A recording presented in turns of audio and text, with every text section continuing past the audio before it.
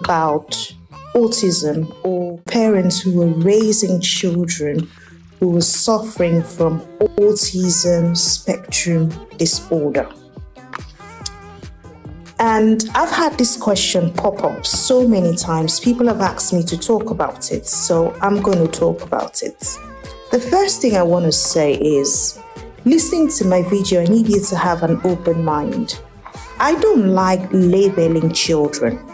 So you're not going to hear me say, raising an autistic child. I don't think it's right for parents to label their children based on the struggle that the child has. So I've heard people say, oh, my autistic child. Don't introduce your child that way. Your child, autism shouldn't define your child. Your child is a child, a human being with qualities, potential, strength, like every other person. Just because they are suffering from that disorder doesn't mean the disorder should label them. This is my opinion. So quit labeling your children as autistic. Call them by name.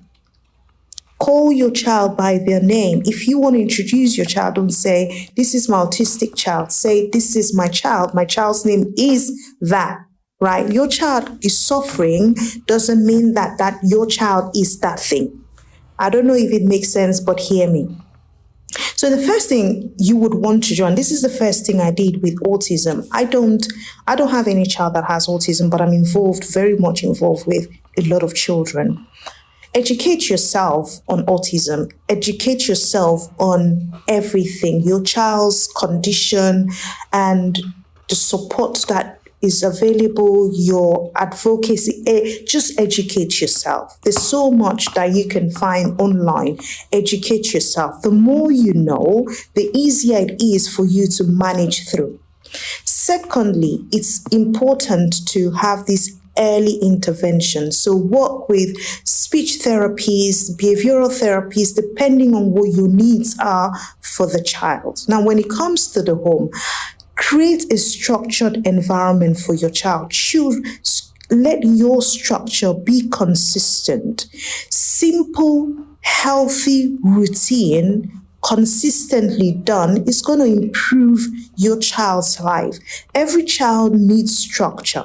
Whether the child is suffering or the child isn't suffering, your child needs structure. This is the one thing that parents get it wrong in terms of how they communicate with their children. Because your child is suffering or needs something special doesn't mean that you should communicate with them differently. Communicate clearly. Use simple words. Look into your child's eye. Connect with your child and make sure that your language is concrete. So communication is important.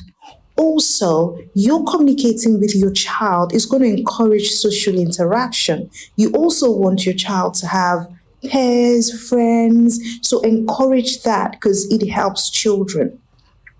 Another thing is managing sensory sensitivities, right?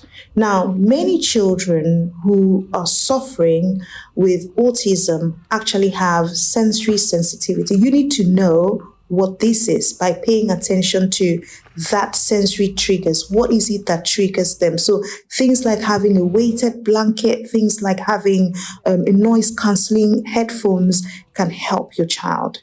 As with everything else on every child, focus on your child's strength. Every child has strength, unique strength. I have seen children portray so much strength. So that's the reason I started off saying, don't focus so much on labeling your child. Your child has got strength. Focus on the strength. The final thing I'm going to say is seek support, but also take care of yourself.